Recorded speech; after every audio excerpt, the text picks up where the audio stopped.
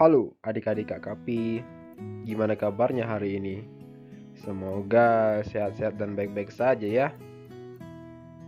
Wah, Kak Kapi hari ini suaranya kok aneh, kok agak lebih lain dari biasanya. Ya adik-adik, Kak Kapi sekarang ini lagi mengalami insiden, yaitu flu. Hehe. Kak Kapi hari ini sedikit kurang sehat, namun tak menghalangi keinginan Kak Kapi untuk membawakan adik-adik sebuah materi hari ini. Kak Kapi itu motonya rindu sekali belajar untuk mencerdaskan anak-anak bangsa. Iya. Oke, adik-adik Kak Kapi, tanpa berlama-lama, mari kita belajar kembali mengenal norma yang berlaku di masyarakat. Oke, adik-adik Kak Kapi, pada pertemuan lalu Kak Kapi sudah membahas 3 macam norma ya, yaitu yang paling pertama kemarin itu adalah norma agama, yang kedua adalah norma kesusilaan, yang ketiga adalah norma kesopanan, dan yang akan kita bahas kali ini adalah norma hukum. 4. Norma hukum. Apa sih norma hukum itu? Apakah adik-adik Kak Kapi pernah mendengar sesuatu yang mengkaitkan tentang norma hukum atau seseorang mengatakan tentang norma hukum? Nggak pernah Kak Kapi. Oh, atau gini aja lah. Apakah adik-adik pernah dengar orang bilang hukuman? Apakah adik-adik Kak Kapi tidak asing dengan kata hukuman? Hukuman itu bukannya semacam anu ya Kak Kapi? Anu apa? Jadi norma hukum itu adik-adik adalah segala macam aturan hidup yang diciptakan oleh negara atau lembaga maupun organisasi tertentu. Atau dapat dikatakan norma hukum ialah segala macam aturan yang diciptakan oleh lembaga negara yang berwenang. Nah adik-adik, Kak Kapi ada satu pertanyaan nih. Pernahkah adik-adik Kak Kapi ini terkena hukuman? Seperti mungkin adik-adik Kak Kapi ini bolos. Nah kira-kira apa hukumannya kalau adik-adik Kak Kapi diketahuan bolos? Besoknya langsung dihukum Kak Kapi, berdiri di depan kelas. Nah, itu sudah termasuk salah satu sanksi dari norma hukum adik-adik. Jadi norma hukum itu adalah suatu aturan yang diciptakan untuk mendisiplinkan orang-orang atau untuk mengatur kehidupan orang-orang. Jadi dengan adanya aturan, kita ini hidup tidak seperti binatang adik-adik. Nah, adik-adik, kira-kira apa saja ya unsur-unsur di norma hukum? Nah, ini dia. Yang pertama, adanya aturan tentang tingkah laku manusia. Norma hukum itu dibuat untuk mengatur tingkah laku kita dalam kehidupan kita adik-adik. Jadi, kalau adik-adik Kak Kapi seumpama melanggar tingkah laku yang ya bisa dibilang sudah kelewatan batas lah adik-adik. Contohnya memukuli orang, seperti itu, adik-adik bisa terkena sanksi karena adik-adik telah melanggar aturan. Yang kedua, peraturan yang dibuat oleh lembaga resmi negara yang berwenang. Maksudnya apa Kak Kapi? Nah jadi peraturan yang ada di norma hukum itu adalah salah satu hasil dari rancangan pembuatan undang-undang. Peraturan itu dibuat oleh lembaga resmi negara, yaitu salah satunya adalah DPR adik-adik. Jadi DPR ini memiliki kuasa untuk membentuk undang-undang dan mengesahkannya. Yang ketiga, peraturan tersebut memiliki sifat yang memaksa. Ini sudah jelas ya adik-adik, Aturan itu dibuat untuk dipatuhi, bukan dilanggar. Dengar ya. Jadi aturan itu bersifat mengikat kita adik-adik, membuat kita itu tetap berada di jalan yang benar. Jadi tidak boleh ya melanggar aturan, karena kalau adik-adik melanggar aturan akan ada sanksi yang menanti. Nah, siap-siap adik-adik, kalau adik-adik KKP ini ngeyel, ingin melanggar norma hukum, adik-adik KKP bisa terkena sanksi yang tidak main-main. KKP, apa saja sih contoh-contoh norma hukum itu?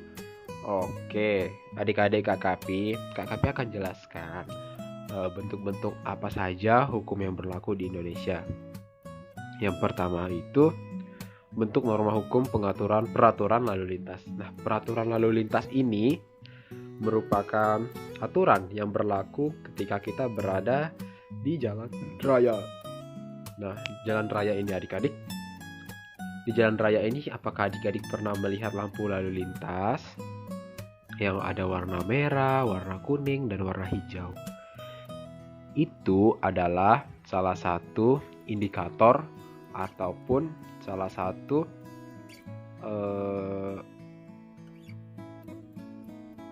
tanda adik-adik, tanda biar kita itu tertib berlalu lintas.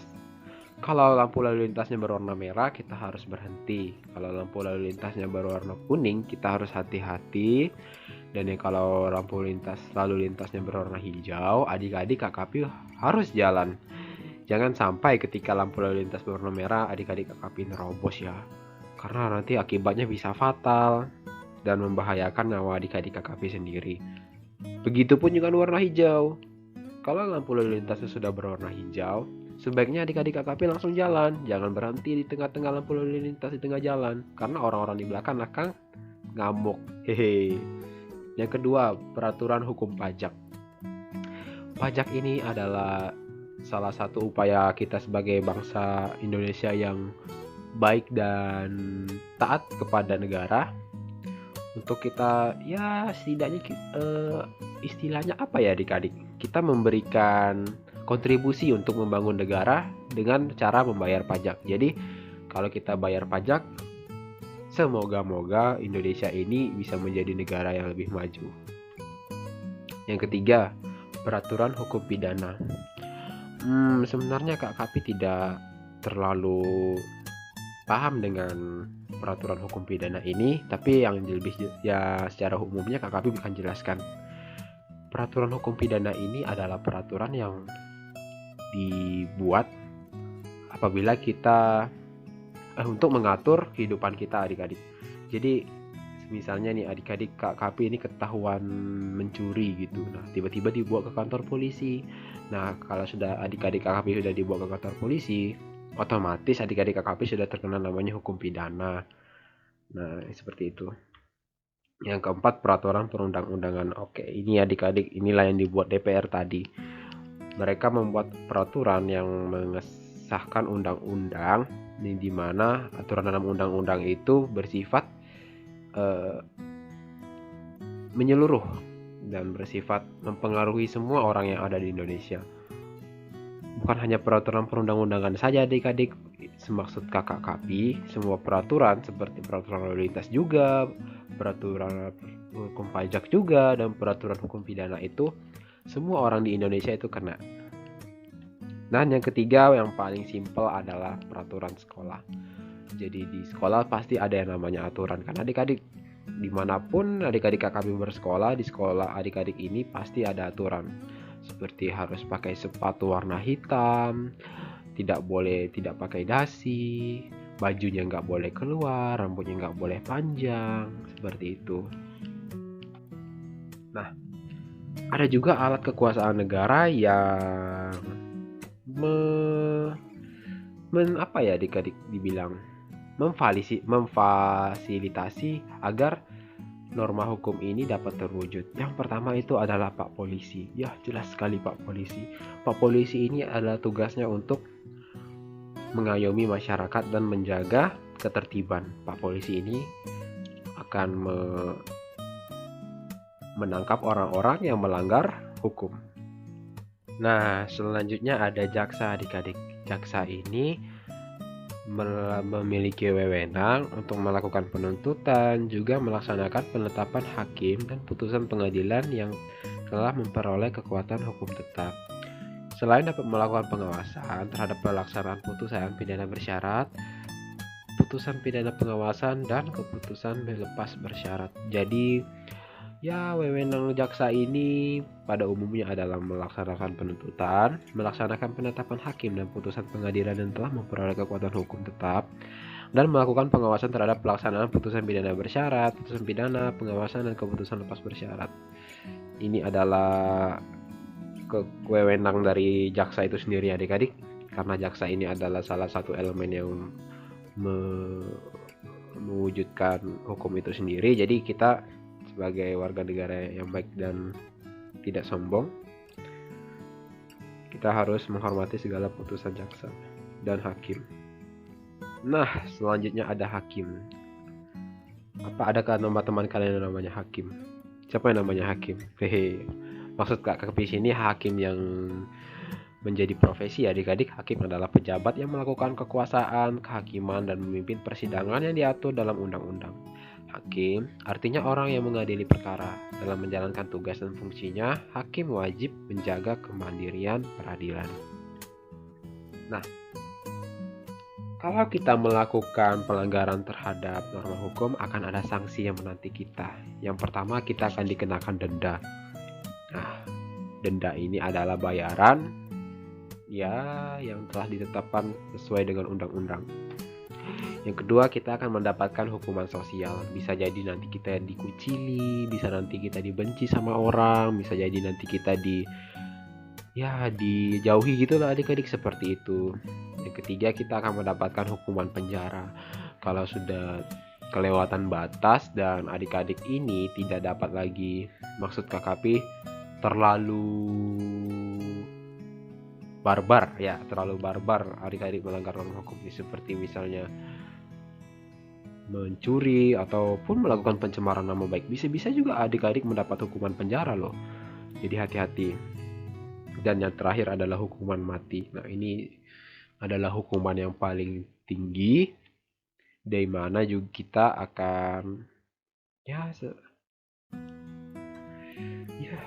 is dead lah, adik-adik.